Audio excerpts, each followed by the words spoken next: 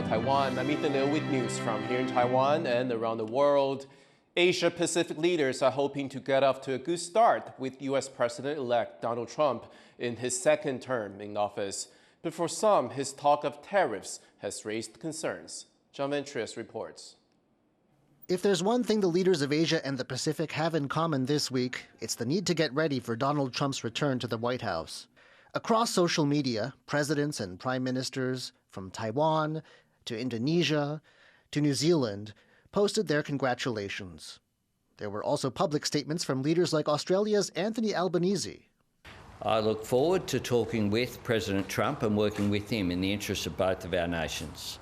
President Trump has run a campaign based on change, and he's made it clear he's going to do things differently. So we shouldn't be surprised as things change, but equally, we should be really confident in ourselves and our place in the world as well, and our ability to deliver on our interests together as Australians. And some, like Japan's Ishiba Shigeru and South Korea's Yoon Suk-yeol, spoke directly with the U.S. president-elect, focusing on security issues and common threats like North Korea. 日米同盟さらにより高い次元により高い段階に引き上げていこうということで一致をいたしました. 아시아 태평양 또 글로벌 지역에서 이런 한미 동맹을 바탕으로 해서 강력한 그 연대와 파트너십을 갖자고 하는 얘기도 나왔고요. 그리고 딱 북핵에 대한 얘기보다도 북한에 대한 관심을 좀 가지고 계신지 먼저 얘기를 좀 하셨습니다. But alongside the congratulations are also hints of concern in the region. Analysts point out that Trump takes a transactional approach to foreign policy, and some worry about his erratic side, a trait that could deeply impact Taiwan. But one thing that does make me nervous about Trump vis-a-vis the Taiwan Strait is his reliance on unpredictability, his reliance on being something of a chaotic actor in a situation that is finely balanced, that requires a profound reading of very subtle signals between Taiwan, between the United States, between China. Then there's concern about what lays ahead for the United States' chief rival in the region, China. Trump has campaigned for heavy tariffs on Chinese goods. Though China's president Xi Jinping says he believes he can find the right way to get along with Trump, the country's foreign ministry has warned against renewed trade friction. 我们不回答这个假设性的问题，但是作为原则，我愿意重申，贸易战不会有赢家，也不利于世界。 One thing these leaders know from Trump's first term is that the U.S. foreign policy they'll be dealing with from late January won't be what they've gotten used to over the past 4 years. Fu Huahong and John Van Trieste for TaiwanPlus. Few of Trump's campaign promises featured as prominently as his pledge to reset the relationship between the U.S. and China. For more on where those ties could be heading, Alec McDonald spoke with Alfred Wu, a professor at the National University of Singapore. As we are just days removed from the U.S. presidential election and Donald Trump is going back to the White House for a second time, how has China been reacting to this unprecedented election? Many people are quite concerned about Donald Trump's election because they will be worried that Donald Trump's tariff imposed on China would be too substantial for China. Then China's economic situation would be even worse. So many Chinese observers suggest that China's leaders may actually try to have something prepare for even worse scenario compared with Biden administration. So they will actually double down on their own self-sufficiency strategy. They try to actually boost their own technology advancement. Throughout his campaign, Donald Trump said that tariffs would be his main tool in a potential trade war. What can and what will China do to counteract this tool? China may impose tariffs on additional U.S. goods, particularly some significant export volumes like agriculture and energy. I would say that China will not actually try to be seen weaker than before. China want to be seen stronger than before. So China also will be try to have alternative trade partnership. It means that China will be trying to tap into existing channels to enhance trade relationship with other countries. For example, China has spent great efforts on enhancing a trade relationship with the ASEAN in the ASEAN member countries in the past few years. I think China is fully prepared for that. But of course, because of in public opinion surveys, you could see that many countries have anti-China sentiments, including countries in Europe, in North America, even in ASEAN member countries.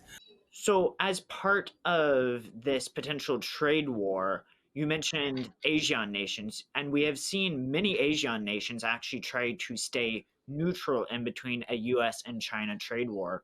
Do you think under Trump that there might be a race between the US and China for influence among the ASEAN nations? I think ASEAN member countries are very anxious and also very much worried about Donald Trump's re-election. But if you look into ASEAN members, public opinions over China and also US are very divided. Some latest surveys result also suggest that they know that China play a bigger role compared with before, and China become a very, very strong country in the region.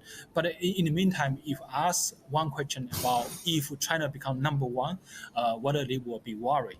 I mean, many of them actually are quite concerned about that.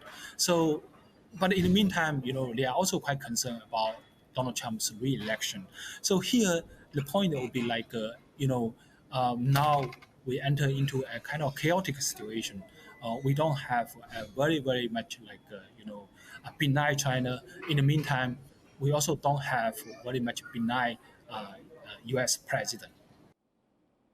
There was Alfred Wu of the National University of Singapore. China has announced a $1.4 trillion debt relief package for local governments. The package is aimed at stabilizing China's economy, which has been slowing amid low domestic demand. It will go toward helping local governments replace so-called hidden debts. Those are a result of investments in infrastructure projects made through risky government financing platforms. The International Monetary Fund estimated China had more than $20 trillion in central and local government debt in 2023, or about 117% of its GDP. World leaders are gearing up to attend the largest climate-related event of the year. But with Taiwan barred from taking part, Taipei is making sure it still has a voice in the conversation. Wesley Lewis tells us more. Next week, top officials from around the world will gather for a major UN climate change conference, known as COP29.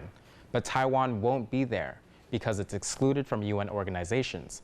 So the government here is taking matters into its own hands. With just days to go before this year's meeting kicks off in Azerbaijan, Taiwan's Environment Ministry has created what it calls a COP29 War Room, a command center set up to help the government stay informed with the latest developments in international climate action. 我们也会跟在这个帕库会场里面的重要的国际的友人，甚至我们台湾的专家学者在参加 COP 的，我们也会直接希望第一手的消息可以透过这个管道，也能够透过各位能够传达给大国人可以知道。Taipei is blocked from attending UN events due to diplomatic pressure from Beijing, which claims Taiwan as part of their territory. But that is not stopping Taiwan's environment officials. They plan to send unofficial delegations to the conference in Azerbaijan, while also holding online seminars on various topics of climate action. Officials here also highlighted that U.S. President-elect Donald Trump's second term in office may pose uncertainties for global climate action. 前两天，美国新任总统川普当选了哈，这个当然这个对台湾有没有影响？当然影响会很大，我们也在密切观察当中但是我相信因为在这个他8年前当上总统的时候，我当时人就在摩洛哥参加气候会议，所以我亲眼见证了那个当选那一个礼拜，全球对于气候变迁的很大的恐慌。 Taiwan is aiming for net zero by 2050, and COP is an opportunity to pursue these goals. But over 80% of the country's electricity still comes from fossil fuels. To contribute to global climate action and for the country's own green goals, Taiwan's Environment Ministry is doing what it can to stay in tune with the international community's efforts by creating its own seat at the table. Ryan Wu and Wesley Lewis in Taipei for TaiwanPlus. The world's largest chip maker posted record revenue in October. TSMC brought in nearly $9.8 billion last month.